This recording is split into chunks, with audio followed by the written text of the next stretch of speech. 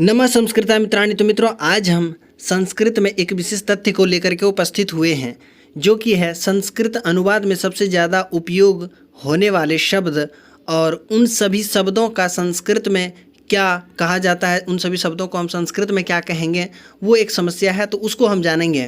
और अनुवाद बनाने में आपको बहुत ही ज़्यादा परेशानी होती है हर हमेशा। तो कहीं कहीं आप बीच में किसी चीज़ का आप अनुवाद नहीं जानते हैं, तो उन चीज़ों को हम लेकर के उपस्थित हुए हैं कि कहाँ आपको अनुवाद में ज़्यादा समस्या आ रही है, तो उसको हम दूर करने का प्रयास करेंगे, है ना। तो इस वीडियो को आप अंत तक देखेंगे और वीडियो पसंद आएगा तो आप लाइक करेंगे। और इस वीडियो में हम देखेंगे कि अनुवाद कैसे बनाया जाता है, उस प्रोसेस को भी हम थोड़ा सा देख लेंगे कि अनुवाद बनाना कैसे है, ठीक है। तो सबसे पहले हम इसमें लगभग 100 शब्द लेकर के उपस्थित हुए हैं और उसका हम संस्कृत को भी देखेंगे, संस्कृत में इसको क्या कहा जाता है।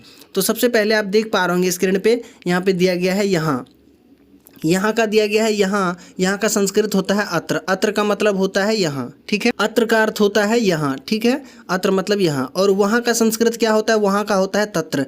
जहाँ का संस्कृत होता है यत्र, आपको ध्यान में रखना है। और कहाँ का होता है संस्कृत कुत्र।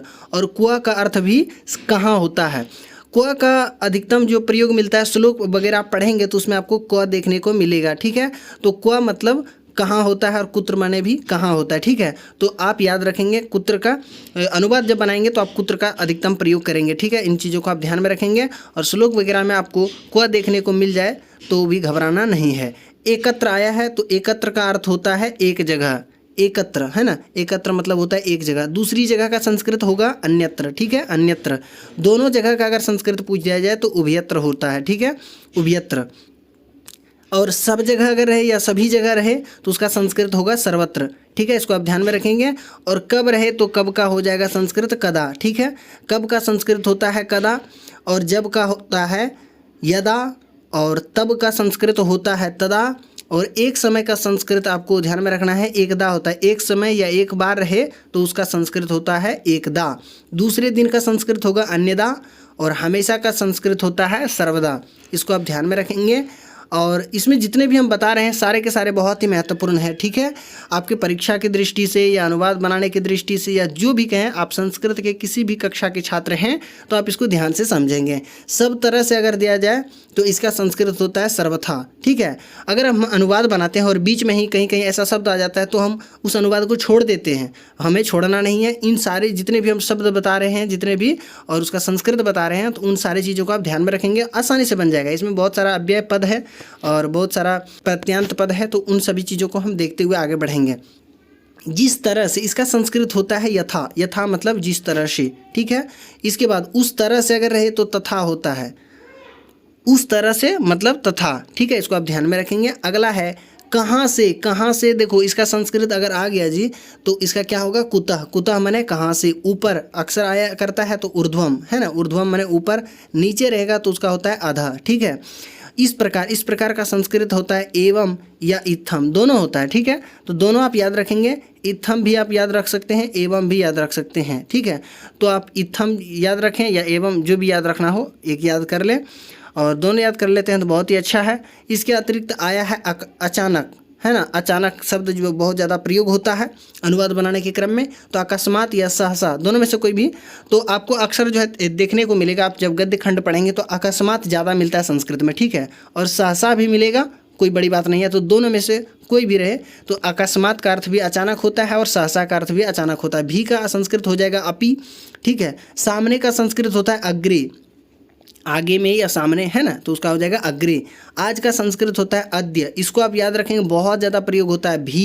भी का ये बहुत ज़्यादा प्रयोग होता है। और आज का अद्य, ठीक है। इसको आप याद रखेंगे। इसके अतिरिक्त देखिए आगामी कल। आगामी कल का मतलब होता है आने वाला कल, है ना। जब हम अनुवाद बनाते हैं तो आने वाला कल मतलब आगामी कल। मोहन कल पटना जाएगा, तो ऐसे अनुवाद जब हम बनाएंगे तो वहाँ कल का संस्कृत हम स्व लिखेंगे, आधा ताले विषय व में विसर्ग, है ना। इस प्रकार से होता है। अगला है गतकल।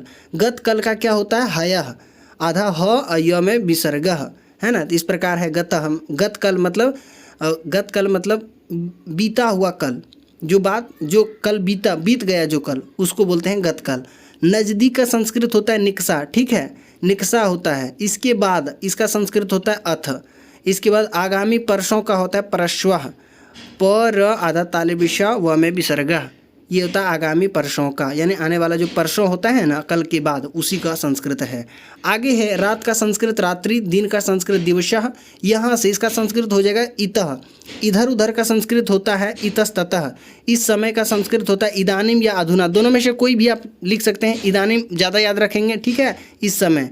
अभी, अभी का संस्कृत होता है अधुनैव, अभी का संस्कृत अधुनैव। थोड़ा का संस्कृत ईष्यत होता है, तमें हलन ध्यान रखेंगे।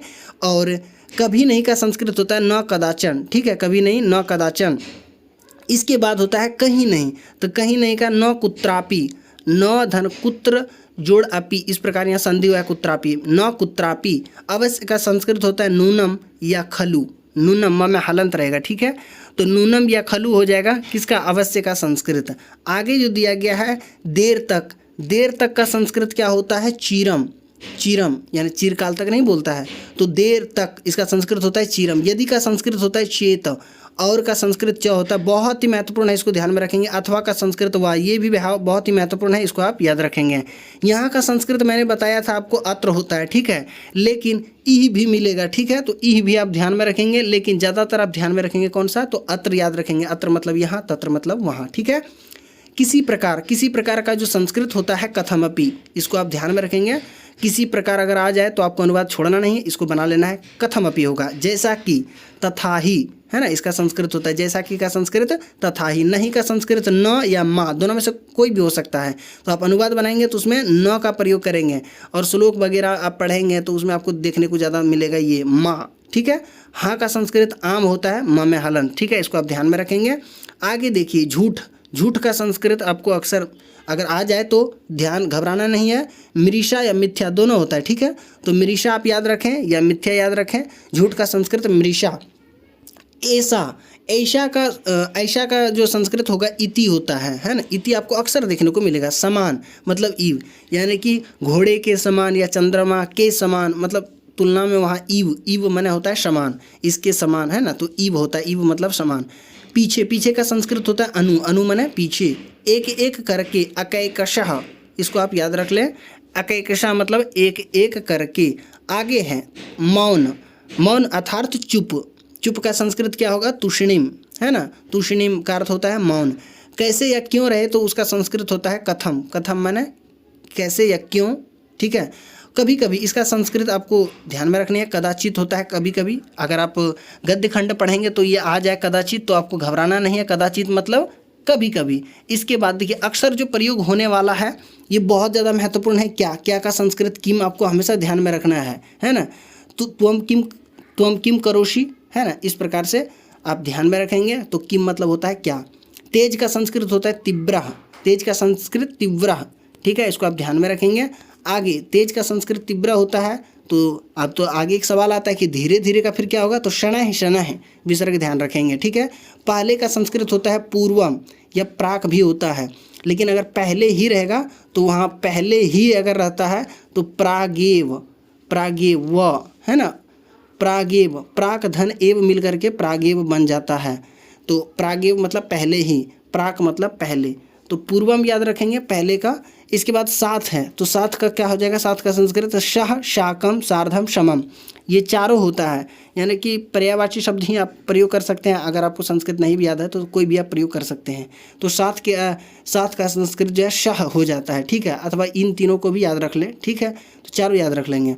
तो शाह ज़्यादा याद रखेंगे और वो सभी याद रख लेंगे। जैसे का संस्कृत यथा होता है, बहुत ज़्यादा प्रयोग होता है ये, जैसे मतलब यथा।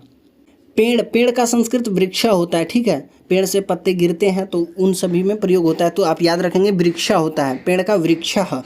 धोबी का संस्कृत रजका होता है, ठीक है, इसको आप ध्यान में रखेंगे, बहुत ज़्यादा प्रयोग होगा आगे चल के अनुवाद जब आप बनाएंगे।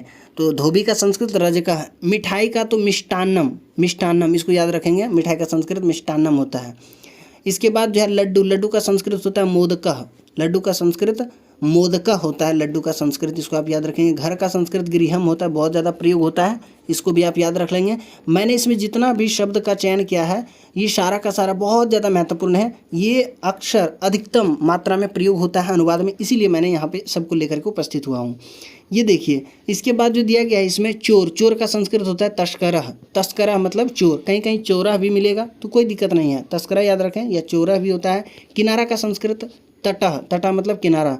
सर्पह मतलब होता है सांप, ठीक है। पत्ता का संस्कृत पत्रम, है ना, शब्द रूप इसका चलता है पत्रम, पत्रे, पत्राणी, इस प्रकार रूप चलता है। तो बहुवचन अगर रहेगा पत्ते तो उसका संस्कृत हो जाएगा पत्राणी, अगर एक पत्ता का बात हो रहा है तो वहाँ पत्रम हो जाएगा। बहुत बड़ा, अति विशालह, है ना, अति विशाला मतलब बहुत बड़ा। आगे देखते हैं, आगे इसमें दिया गया किताब, इसका संस्कृत आप लोगों को तो पता ही होगा, किताब का संस्कृत होता है पुस्तकम, किताब का संस्कृत होता है पुस्तकम, ठीक है। बाघ का संस्कृत व्याघ्र होता है, व्याघ्र मतलब बाघ। पानी का संस्कृत जलम, है ना, जलम, आप इसको ध्यान में रखेंगे। दूध का संस्कृत होता है दुग्धम। बगीचा का संस्कृत उद्यानम, बहुत ज़्यादा प्रयोग होता है, इसको आप ध्यान में रखेंगे। बगीचा का संस्कृत क्या होता है, उद्यानम, इसको आप याद रखेंगे। अगला देखते हैं, खाना का संस्कृत भोजनम, ठीक है, भोजनम आप याद रखेंगे। जंगल का संस्कृत होता है वनम। जहाँ कहीं इसका संस्कृत होता है यतो यतः, जहाँ कहीं का संस्कृत क्या होगा, यतो यतः। बार बार का संस्कृत होता है भूयो भूयः, इसको याद रखेंगे, बार बार का संस्कृत भूयो भूयः। गड्ढा का संस्कृत गर्तः, गड्ढा का संस्कृत क्या होगा, गर्ता हो जाएगा, ठीक है, इसको आप याद रख लें। कहानी वगैरह पढ़ेंगे, है ना, तो गद्य खंड में ये मिल जाता है गर्तः, ठीक है। अगला जो है लड़की, लड़की का संस्कृत क्या होगा तो आपको पता होना चाहिए, बालिका होता है। लड़का का संस्कृत बालका होता है। अक्सर पुल्लिंग शब्द में जो है लगभग विसर्ग लगता है और स्त्रीलिंग शब्द में विसर्ग नहीं लगता, उसमें आकार दीर्घिकार इस प्रकार से रहता है। तो ये सब पहचानने का। और नपुंसक लिंग में म में हलंत रहेगा, अंतिम में यह अनुस्वार रहता है। सड़क का संस्कृत जो है मार्ग होता है, आपको पता होना चाहिए। पहाड़ का संस्कृत पर्वता होता है, ठीक है। आगे देख लेते हैं गाड़ी, गाड़ी का संस्कृत आपको पता होना चाहिए कि वाहनम होता है, ठीक है, वाहनम माने गाड़ी। हाथी का संस्कृत गज, ये बहुत ज़्यादा प्रयोग होता है, इसको आप याद रख लेंगे, ठीक है। तो इसके बाद ये सारे जो थे इतने महत्वपूर्ण, सभी के सभी क्या थे, ये महत्वपूर्ण, बहुत ही महत्वपूर्ण सब मैंने यहाँ पे आपको ये शब्द लेकर के उपस्थित हुआ था कि अनुवाद में सबसे ज़्यादा ये लोग का प्रयोग होता है। इसके वजह से आपका अनुवाद जो है छूट जाता है परीक्षा में, ठीक है, ये आप नहीं बना पाते हैं। तो इसको जब तक नहीं याद रखेंगे तो अनुवाद बनाने में आपको बार बार समस्याएं होगी ही, ठीक है। और इसके अतिरिक्त और भी हम चीज़ों को बताते हैं, लेकिन आप लोग वीडियो के अंत तक उपस्थित रहेंगे, ठीक है। तो मैं यहाँ महत्वपूर्ण चीज़ को आप लोगों के सामने ला रहा हूँ, ठीक है, इसको आप ध्यान में देंगे।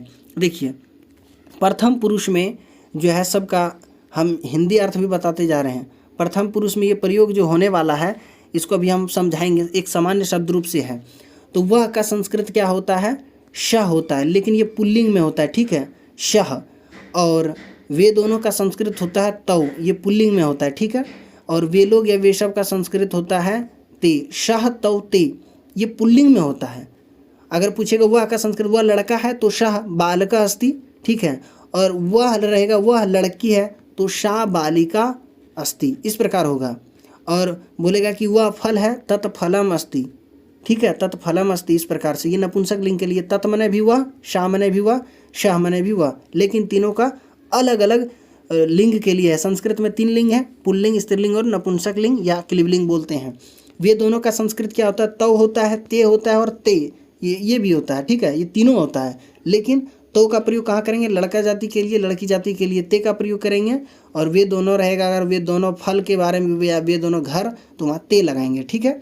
वे लोग का संस्कृत क्या होता है, ते होता है पुल्लिंग के लिए। अगर वे लोग लड़के हैं तो उसके लिए हम ते का प्रयोग करेंगे। अगर वे लोग लड़कियां हैं या वे लोग लड़की है तो उसके लिए हम प्रयोग करेंगे क्या, ताह का प्रयोग, ठीक है। वे लोग, अगर लड़की के बारे में कहा जा रहा है या स्त्री के बारे में तो उसमें हम क्या कहेंगे, ये ताह का प्रयोग करेंगे। अगर रहेगा फल के बारे में कि वे सब फल हैं तो वे सभी फल हैं तो इसमें हम क्या लगाएंगे, तानी फलानी शांति, है ना। तो तानी फलानी शांति यानी कि बहुवचन का हम प्रयोग करेंगे। और यहाँ पे तत ते तानी, इस प्रकार से इसका रूप चलता है, ठीक है। तत, देखिए यहाँ तत है, ते है और तानी है, ये नपुंसक लिंग के लिए। पुल्लिंग के लिए शाह तौ ते, इसके बाद स्त्रीलिंग के लिए शाह ते ताह, है ना, इस प्रकार से तत ते तानी, ये नपुंसक लिंग के लिए।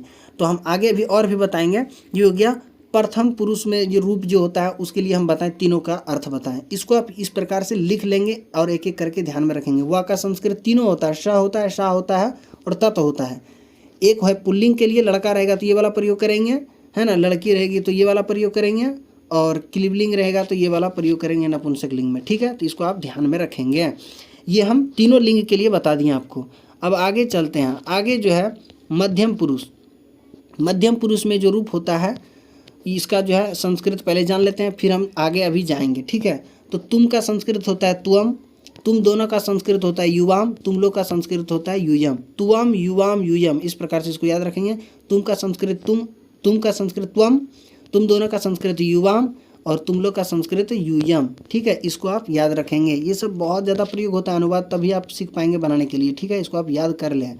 इसके बाद उत्तम पुरुष रूप है, तो उत्तम पुरुष का जो है रूप चलता है किस प्रकार से, अहम आवाम वयम, यानी मैं, हम दोनों, हम लोग। मैं का संस्कृत हो जाएगा अहम, हम दोनों का संस्कृत हो जाएगा आवाम, हम लोग का संस्कृत हो जाएगा वयम। ठीक है, इन तीनों को भी आप याद रखेंगे। ये उत्तम पुरुष का रूप है। अब चलिए हम देख लेते हैं रूप इसका किस प्रकार से चलता है, उसको भी हम देख लेते हैं। ठीक है, ये एक सामान्य शब्द रूप है, इसको आप ध्यान में रखेंगे। ठीक है, जैसे कि पुल्लिंग के लिए क्या रूप चलता है, तो पुल्लिंग के लिए इसमें जो है देखिए एक वचन, द्विवचन और बहुवचन होता है। प्रथम पुरुष, मध्यम पुरुष और उत्तम पुरुष को आप तो याद पता ही होगा। 3 पुरुष होता है संस्कृत में और 3 वचन होता है। ठीक है, और 3 लिंग भी होता है। तो हम पुल्लिंग में सबसे पहले रूप देखते हैं। शह तौ ते तुअम युवाम यूयम अहम आवाम वयम। ठीक है, इसका मैंने हिंदी बता रखा है। ये पुल्लिंग के लिए है, तो वह, वे दोनों, वे लोग या वे शब्द। ठीक है, तुम दोनों, तुम लोग, मैं, हम दोनों, हम लोग, सबका संस्कृत में बता दिया। ये हो गया पुल्लिंग के लिए। अब चलिए हम जानते हैं स्त्रीलिंग वाले के लिए। देखिए ये स्त्रीलिंग के लिए है। स्त्रीलिंग में जो है इस प्रकार से रूप चलेगा। यहाँ पे सिर्फ प्रथम पुरुष में ही तो बदलेगा, लेकिन प्रथम पुरुष में तीनों लिंग के लिए अलग अलग प्रयोग होता है। ठीक है, तो हम पहले स्त्रीलिंग के लिए आप जान लेते हैं। एक वचन, द्विवचन और बहुवचन में है। कैसे रूप चलेगा, शा ते ताह त्वम युवाम यूयम अहम आवाम वयम। इस प्रकार से इसका रूप चलता है। इसका क्या अर्थ हो गया, ये लड़की वालों के लिए है। वह, वे दोनों, वे लोग, तुम दोनों, तुम लोग, मैं, हम दोनों, हम लोग। इस प्रकार से इसका रूप होता है। अब आगे चलते हैं क्लीबलिंग या नपुंसक लिंग में किस प्रकार से प्रयोग होता है। ये क्लीबलिंग के लिए है या नपुंसक लिंग कहिए तो उसके लिए है। इसमें भी 3 वचन है। ठीक है, और किस प्रकार से इसका रूप चलेगा, तत् ते तानि त्वम युवाम यूयम अहम आवाम वयम। इस प्रकार से इसका रूप चलेगा, यानी कि तत् ते तानि, वह, वे दोनों, वे शब्द, है ना। तो ये हो गया नपुंसक लिंग के लिए। इसके बाद तुम दोनों, तुम लोग। इसके बाद मैं, हम दोनों, हम लोग। इस प्रकार से इसका रूप चलता है। सबका संस्कृत में बता रखा है, उधर बता दिया था आप लोगों को। और आशा करते हैं कि ये सारी चीज़ें आपको समझ में आई होगी। और अनुवाद जो बनाते हैं, अनुवाद बनाने के लिए मैंने लकार पढ़ा रखा है। मैंने 5 लकार आपको एक वीडियो में अच्छी तरीके से समझा दिया था। अब जो अनुवाद बनाते हैं, अनुवाद जैसे बनाते हैं कि वह जाता है, वह जाता है। अगर ऐसा हम अनुवाद बनाते हैं, वह जाता है, तो सबसे पहले वह का संस्कृत यहाँ पे स होता है। यहाँ पे पुल्लिंग के लिए है, तो वह का संस्कृत हम सह को लिख देंगे। ठीक है, स लिख देंगे। इसके बाद जाना का जो है गच्छ धातु मैंने बता रखा था, जाना का गच्छ होता है, गच्छ होता है। और स के स्थान पे ये देखिए ता है, मतलब कि वर्तमान काल का वाक्य है। तो वहाँ पे वर्तमान काल में प्रथम पुरुष एक वचन में जो है ती रूप था, तो यहाँ पे ती लग जाएगा, बनेगा सह गच्छति, मतलब वह जाता है। तो इसी प्रकार से अनुवाद बनता है। तो उसके लिए मैं एक और वीडियो ला दूंगा, लेकिन अभी मैंने जितना पढ़ा है इन सारी चीज़ों को आप अच्छी तरीके से समझ लेंगे तो सारी चीज़ें आपको अच्छी तरीके से आ जाएगी दिमाग में। और जितने भी इसमें मैंने वो शब्द बताए और उसका संस्कृत बताया, संस्कृत में अर्थ, तो संस्कृत में क्या अर्थ होता है और हिंदी में उसका क्या अर्थ होता है, तो उन सारी चीज़ों को आप याद कर लेंगे। तो आशा करते हैं कि ये वीडियो आपको बहुत ही पसंद आया होगा। और वीडियो पसंद आया तो आप लाइक कर देंगे, चैनल पे पहली बार है सब्सक्राइब करके जुड़ जाएंगे।